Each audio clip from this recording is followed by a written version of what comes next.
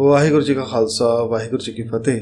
सब सिखण को हुक्म है गुरु मान्यो ग्रंथ। ये पंक्ति या ये शब्द किसने कहे, ऐसा सवाल पूछा गया है।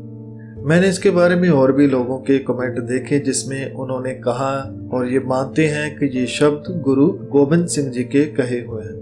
तो इस सवाल को आज हम मिलकर जानते हैं कि ये शब्द किसने कहे, क्या ये शब्द गुरबानी में है या किसी गुरु ने कहे या किसी और के हैं। सो इस सवाल को हम समझते हैं। संगत जी, ये शब्द गुरु मान्यो ग्रंथ, जब हम इसके पीछे इतिहास में जाएंगे तो हमें पता चलता है कि सबसे पहले इस शब्द को भाई प्रहलाद सिंह जी ने लिखा था। भाई प्रहलाद सिंह गुरु गोबिंद सिंह जी के समय मौजूद थे और जब गुरु गोबिंद सिंह जी ने गुरु ग्रंथ साहब जी को गुरुगद्दी नांदेड़ साहब में दी तो बहुत सारी संगत वहां मौजूद थी। गुरु साहब ने जो कहा वह एक ऐतिहासिक फैसला था और दुनिया में ऐसे पहले कभी नहीं हुआ कि किसी ग्रंथ को गुरु का दर्जा दिया गया हो और मौजूदा गुरु खुद उस गुरु के सामने हाथ जोड़कर खड़ा हो जाए। गुरु साहब ने उस दिन ये वचन कहे कि आज के बाद हम सब के गुरु यही होंगे, यानी श्री गुरु ग्रंथ साहब जी हमारे सबके गुरु होंगे। आज से देहधारी जो परंपरा है वो खत्म होती है। सो आज से हमारे गुरु ग्रंथ साहिब जी हैं। इसी बात को या इस वाक्य को या इस ऐतिहासिक फैसले को बहुत सारे सिखों ने अपने अपने अंदाज में लिखा, जिसमें भाई प्रहलाद सिंह जी भी एक थे। उन्होंने जो उस वक्त लिखा वो कुछ इस प्रकार था। अकाल पुरख के बचन स्यों प्रगट चलायो पंथ, सब सिखण को हुक्म है गुर मान्यो ग्रंथ। गुरु खालसा मान्य है प्रगट गुरा की देह, जो सिकमो मिलबोच है खोज इनु में ले। तो ये जो रहतनामा है ये भाई प्रहलाद सिंह जी का था, जो गुरु साहब के समय में मौजूद था। उन्होंने जो देखा सुना या पढ़ा उसी को उन्होंने लिखा। लेकिन आज जो दोहरा अरदास के बाद आम ही गुरुद्वारा साहब में पढ़ा जाता है वह भाई प्रहलाद सिंह जी का नहीं है, बल्कि इसी दोहरे को बाद में भाई ज्ञान सिंह जी ने थोड़ा बदल दिया। वह है जो कि कुछ इस प्रकार है।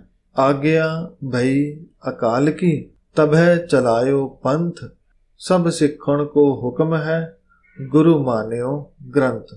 गुरु ग्रंथ को मान्यो प्रगट गुरा की देह, जो प्रभु को मिलबोच है खोज शब्द में ले।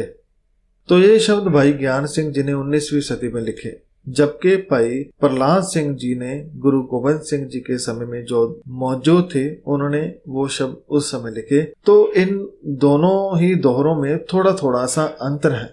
और एक बात कि केवल इन्हीं सिखों ने ही नहीं बल्कि बहुत सारे सिखों ने गुरु ग्रंथ साहब जी की गुरुगद्दी को अपने अपने अंदाज में अपनी कलम से लिखा।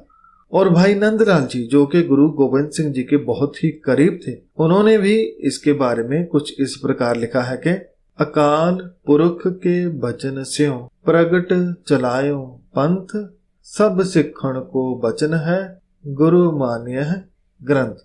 सो भाई नंदलाल जी ने भी ये बात लिखी कि गुरु गोबिंद सिंह जी ने सब संगत को ये आदेश दिया, सब सिखण को यह वचन किया कि आज से सभी ने इस ग्रंथ को गुरु मानना है और इन्हीं से अपने जीवन की अगुवाही करनी है। इसी तरह अगर हम बात करें तो भाई दया सिंह जी जो कि 5 प्यारों में शामिल थे, उन्होंने भी अपने रहतनामा में ये बात को लिखा है कि श्री अकाल पुरख के बचन स्यों प्रगट्यो पंथ महान, ग्रंथ पंथ गुरु मानिए तारे सकल कुलान। तो इस तरह से और भी बहुत सारे सिखों ने इसके बारे में लिखा है। तो संगत जी, इस सवाल के जवाब में हमने जाना कि ये जो पंक्ति है गुरु मान्यो ग्रंथ, ये गुरबानी की पंक्ति नहीं है और ना ही ये पंक्ति श्री गुरु गोबिंद सिंह जी की है।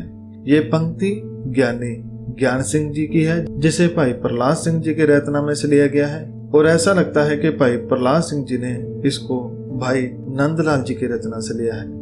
सो एक बात तो क्लियर है कि ये जो पंक्ति है ये गुरबानी या गुरु की नहीं बल्कि गुरु प्रेमी की है, जो गुरु साहब के बहुत ही प्यारे सिख थे। सो आज की वीडियो में इतना ही। अगर आपके पास इस विषय के बारे में कोई और जानकारी हो तो आप हमें बता सकते हैं। आप सभी का धन्यवाद। वाहिगुरु जी का खालसा वाहिगुरु जी की फतेह।